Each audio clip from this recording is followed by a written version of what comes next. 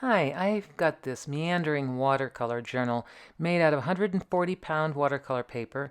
I started it a while back, and it was very easy to make, and it's very easy to fill the pages because of its size and portability, and it's been really fun working with it. And today I have the very last page that I'm going to paint.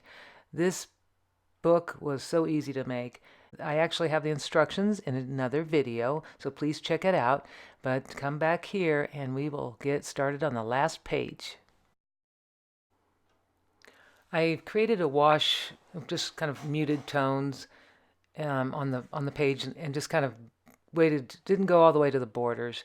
And I'm going to use some fall colors because it is beginning of fall. And I'm creating a leaf and started out, I wanted it to be a wet leaf, but it was a little too dry. So now I'm going back in with a wash of a more wet wash.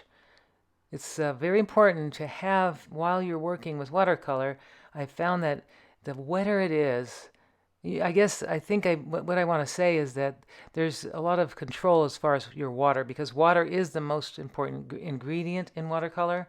So keeping your areas wet, but not too wet. Sometimes we can make puddles, but that's okay. You could always remove the puddles, or you can control that by just taking some water out of your painting. And then, like here, I found that I made a puddle, but I'm actually able to lift the color out and create a highlight, which actually made it almost like a three-dimensional effect.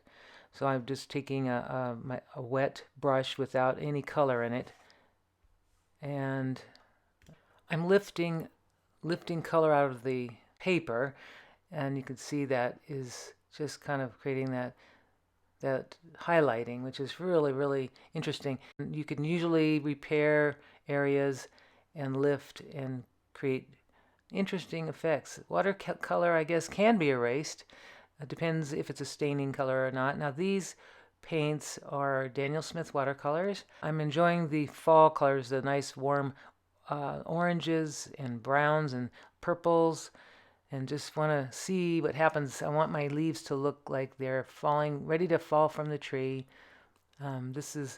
Since it is the last page of this journal, I kind of just want to experiment and just play with the water control more than anything, and just see when I drop colors into another color, as long as they're wet, they can blend and they can make new colors right there on the paper. And keep in mind that watercolors dry somewhat lighter than what you see when you first put the color down. So put it down a little bit bolder than you think that it should look like, because it does dry a bit lighter. So you can also glaze over, and if you find that one of your colors is just not intense enough, you can just go over it again. Once it dries, you would do a glazing. If you want to do wet into wet, then you can also concentrate color again.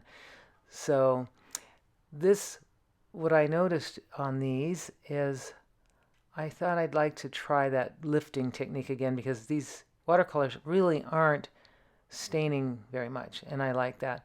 I can almost get to a pure white again, and using a plain tissue really helps. So you first saturate the painted area with a damp brush, not too wet, otherwise it could become a mess, but just kind of taking that damp brush with clean water and lifting color, you can get a nice highlight. And this is a really great technique to know when you're working on a large painting, or you have an area that you just think maybe is a little too intense, or it's just not working out. You can soften it by doing this with the clear water and the tissue lifting. You can just basically reseed areas, and after that, if you want to glaze over that with another color, you can do that, and just keep building layers using water control, brush control, and just some techniques. And that's what I love working in these journals, because they're little places to practice. And really, if I make mistakes, it doesn't really matter. I'm just enjoying the process.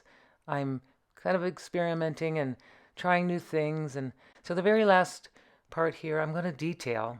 this with a fine line brush just to practice my line control. And sometimes that does take practice. Not always, they're not always perfect, but this is just for fun. And the very last part, I really like, I'm just practicing my spattering technique. So I picked up some turquoise paint and I splattered it over the whole thing. And I think I'm gonna call this finished. So I hope you enjoyed this tutorial, and I hope to see you next time. Thank you so much for watching. Don't forget to subscribe to my channel, and make sure you give me a thumbs up, and I'd love to hear from you. Have a creative day.